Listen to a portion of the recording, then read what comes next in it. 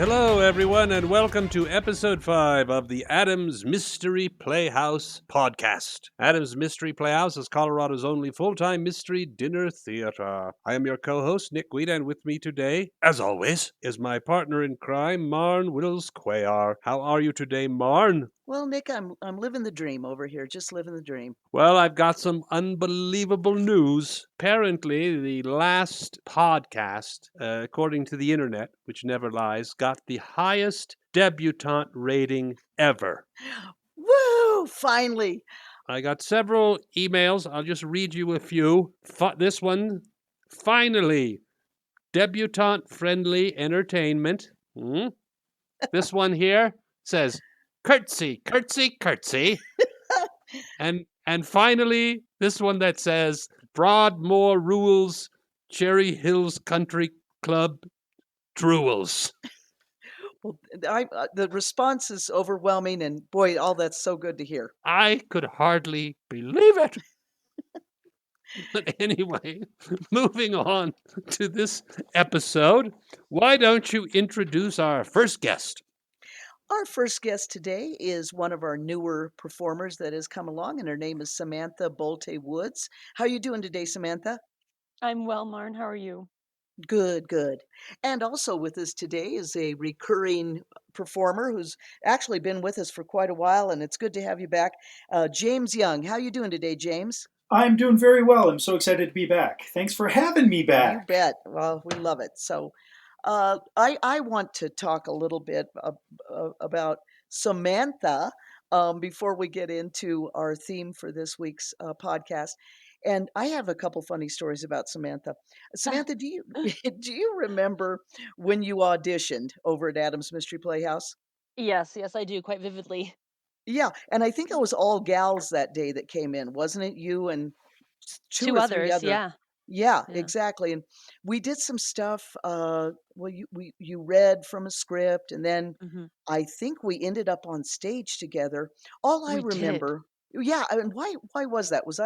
Were we improv in Uh, the investigation, or Something like that. You also brought Wes in too. He happened to just pop in at the right time, and you used him as well to help us kind of go through lines and I guess, coax us out of our shells, so to speak. right, exactly, and he was so we were all up there and running a scene, and you did we did it several different times, and you had different takes on that, and I was like, "Oh my gosh, this gal is a real actress." Uh, And I was like, "Whoa, we got a real actress here." And, well, thank you. no, yeah, you got really good interpretations of all kinds of. The other funny story I wanna say is Samantha and I, and James, I wished you'd been on this gig with us because you would have enjoyed it. But we did an outside gig for Tom Shane, Mm. just when gosh, that was last when was that? Either January, February. And, Tom Shane wasn't there, but his son was. And, of course, you looked like $1,000,000, Samantha. Of course, you're tall and statuesque, and you had on that long black silk dress playing, the gold-digging widow, Miss Oh, Finch, and yes. draped in jewels, and, Yes. we walked into that room. It was only, what, about 30 guests, would you say? Yeah, 35, 40.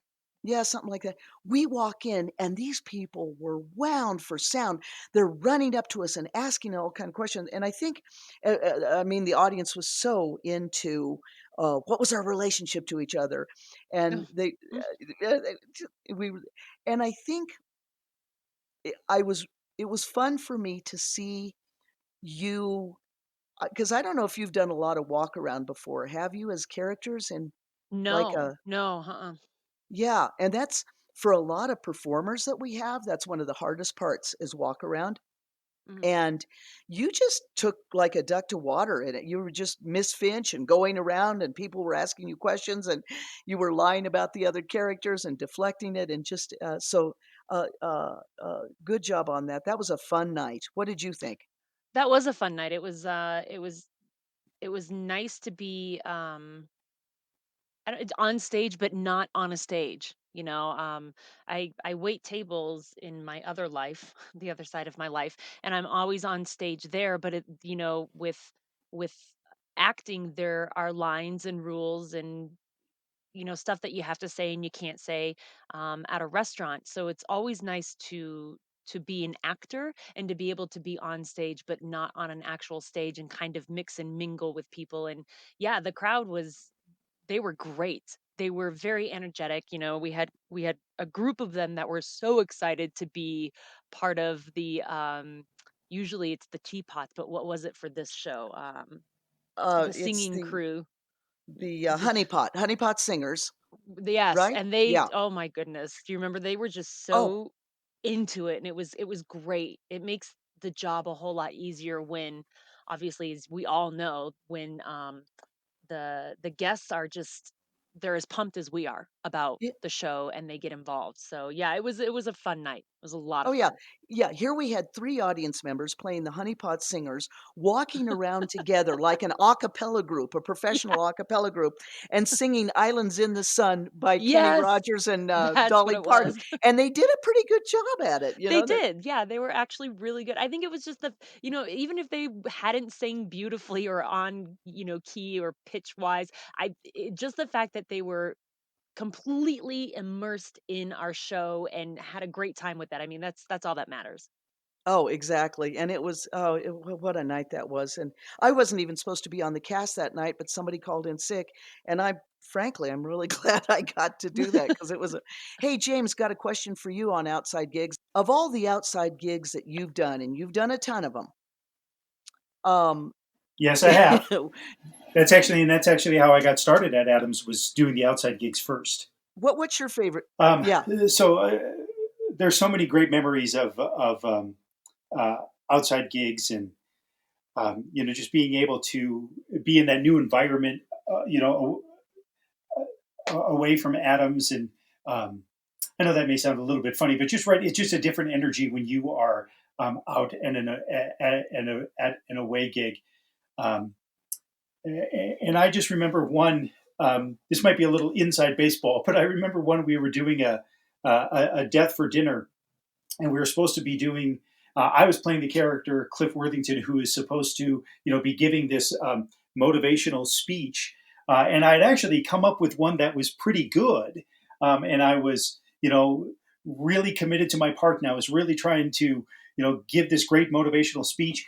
And the actor who was playing the detective got so wrapped up in my motivational speech that he completely forgot to give me my cue line and to interrupt so we could move the story along. So I ended up like riffing for like 5 or 10 minutes, actually giving a motivational speech, hoping that the actor would stop being motivated from my speech and be motivated to actually give me my next line. Yeah, to actually come in. Yeah. Well, see, that's how uh, good you are. That's when they're riveting, kind of a thing. But folks, what we're talking about, and I think James kind of cleared it up just now, is it's away from the playhouse, away gigs. So when we say outside, we don't necessarily mean out in a park or anything, but away from the playhouse. And that's kind of how we started. We'll go to hotel ballrooms, private homes, country clubs, and all that good stuff. And yeah, that's uh, uh, and I think you're right, James. We walk into a venue not knowing uh, the space is different, the acoustics are different, the food service is different, and we have to make the magic happen. And it's kind of a nice challenge. So, Marn, just really quickly, do you by chance remember what was his name? I think it was Bob. I think it was Bob, the gentleman that had been involved in the rumor with Miss Finch. And I honestly think I think you had started the rumor I think I with the. did. I think I I think you did. Yes. I think Yeah. you were the Yeah. culprit. The greatest thing about that, again, going back to the honeypots and such, is the fact that he played it very well and authentically. He was beyond excited to to be caught up in a fake rumor with one of the characters, so much that Yeah. he kept like trying to find any way, shape, form possible situation to come over and pretend that we were secretly having an affair, or Oh, yes. Oh, or yes. no, can't talk to each other, can't look at each other. But he would kind of follow me around the room sometimes when Oh, we were yeah. up Oh, and yeah. doing. Oh, And I yeah. mean, it's comical to watch these, these people who don't have acting lives, they don't have acting careers, to get involved and immerse themselves in this, and to kind of just shed away their normal life for Mm, a few hours. And it's not only comical, but it's really delightful just to see everybody kind of become kid-like again and just have fun, just forget about the seriousness of life and the judgment. That's one of the first things that any basic acting class teaches you, is to let go of judgment. Do not be afraid of other people watching you, because you're there to have mhm, fun and you're there to be goofy and silly. And that's one of the biggest treats for me, being on stage, quote unquote, whether I'm at a restaurant working, or I'm on an actual stage performing, or I'm with you guys at the playhouse, or at the hotels, is just watching people let go and have fun and just be kind of, become a kid mm. again. Oh, But yeah. good old Bob, oh my goodness, he was so Yeah, funny. good old Bob was enjoying his 3 hours of having an affair with you, I gotta say that. He he You was. and you looked really good that night. Well, I mean, yeah, I mean, could you blame him too? I mean, a very, very Yeah. savvy looking dressed woman in a Mhm. beautiful black dress that I don't ever get to wear anymore. So Yeah, and then yeah, well, and then Bob riffed away. Well, and then one of the audience members, when they were stating their votes, some other guy said, "We think it was Miss Finch because I wanted to have the affair with Bob." yeah, It just kept going. It was so funny. it was a But lot of anyway, fun. oh yeah, oh yeah. So, what's your favorite outside gig that you'd ever done, James? Oh boy, that's a great question. Um, I remember one that you were on, and Alex Crawford was on, another one of our really talented actors, and Nick was on. And it was down by Colorado Springs, or it might have been in Colorado Springs. And it was a tough room. It was a restaurant that was a little bit wide open. So it was kind of a tough room. But what I remember is that all of us were just really in sync, and that we were just really connecting well. And even in that tough room, we had a lot of fun together. And that was a really great show. And then I also remember one that just Nick and I did at the Broker, which is a restaurant in downtown Denver. And it was it was the Western show, and it was just the two of us. And I think it was like on a Sunday afternoon. And it was another one where it was a really funky room, but Nick and I were just having so much fun together. At least I was having a tremendous amount of fun with Nick, and we were just really riffing well together. That one stands out as well. So I think anytime that we're just connecting and that we're getting the audience involved, it makes it just such an awesome experience. Yeah, Oh yeah. that broker show had disaster written all over it, and Oh, it was quite successful. The thing about the broker that I always enjoyed the most is they were so welcoming to us. They told us we could have as much water That's as right. we wanted. That's right. And We I, could water for everyone. and I even remember I once ordered a sparkling water, and they gave me a little Oh, grief about that. oh, yeah, I'm Oh. afraid that's probably why we lost that gig. That's probably it's all my fault. Nick and I were reminiscing yesterday on a gig up at the Stanley Hotel in Estes Park. And this was, oh man, I'm going to say 20 years ago, easily. And in the original Death for Dinner, we had a little puppet named Bobo. It was like a Charlie McCarthy kind of doll. And the CJ Hammer, the maintenance man, his best friend was Bobo, the little puppet. And the audience, it was a small audience, very hoity toity dinner, very high dollar, candles on the table, lights turned low. And the audience proceeded to get pretty inebriated. And one of the audience members grabbed Bobo and set him on fire Oh with my the candles. gosh. Oh, yeah. And the fellow that was playing CJ Hammer at the time was Mark Corrigan. He's not with us anymore, and we miss him. Funny, funny, funny man. But He's having he's he's with us. He's with the world. He's not dead. He Right. just well, yeah, doesn't. He just doesn't. He's not currently doing shows with us at the moment. Thank you for clarifying that, Nick. I almost got really Right. That's sad. right. yeah, he's still alive and kicking and probably doing a lot of funny things. But that incident just really upset Mark, and we were remembering how he was Yeah, almost in tears. It was like because his really. prop was his. Yeah. I think he thought of Bobo truly as his friend. Speaking of Mark Corrigan, do you remember we did a? It was it wasn't a corporate event. It was a private event down at Coors Field. It was some kind of family. I don't know what it was, but I do remember there were a lot of like 13-year-old boys. Oh yes, Maybe it was a birthday party. And the adults essentially let these children run rampant. that's the truth. Yeah, that was one of the toughest outside gigs I've ever done. Do you remember that the stage, they'd set up a little stage for us, but they butted it up against the sumptuous buffet. So it was like kind of like a T shape. So here we are performing literally to salads and Performing to salads. We finally hit the big time. Didn't they like go crazy with the centerpieces? yes, and that's right, and they were really tall. So even if a Yeah. person could Yeah. kind of see the stage, If they wanted to look at the stage.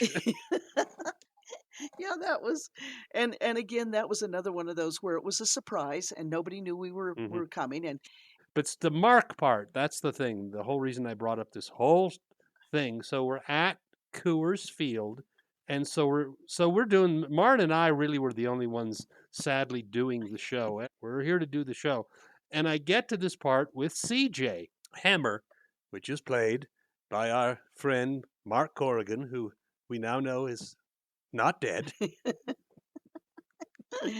and and we so couldn't find him I'm doing anywhere, this. right? We We can't can we find can him.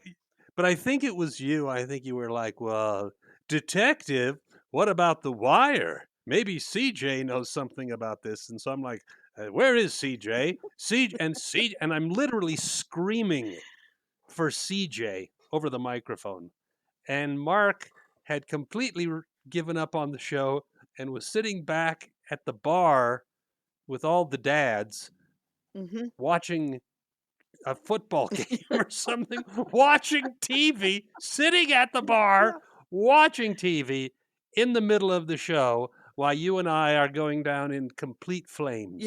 and that's how bad this thing was. And nobody was Hmm. listening and the kids were Yeah. running all over the place. Now, one of my favorite parts of the story is the father of the celebrant the gets up and he says, everyone, please, could you But didn't he please interrupt you? yeah, yeah, Weren't walks up on the stage, grabs the mic from me, and he says, everybody, please.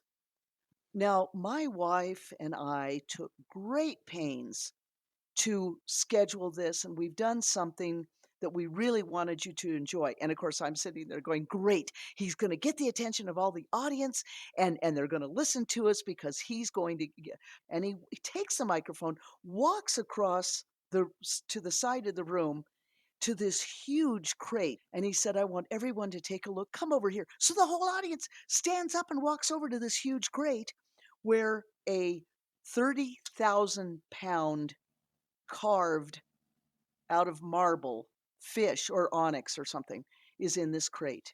And I'm like, okay, I give. Uncle, I give. that's and it's every 13-year-old boy's dream on his birthday to receive a giant statue of a fish made of pure marble.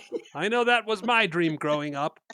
Well, that used to be, um, and probably still is, that used to always be the measuring stick of how bad a show could get. I cannot think of an event that I would put as worse than that Oh, that experience. yeah, that was the bottom. Although, do you remember? I think the Broadmoor Hotel itself didn't they want to have? It was July 4th celebration. You remember that one, don't you? Yes, Yeah. yes, I vividly remember that.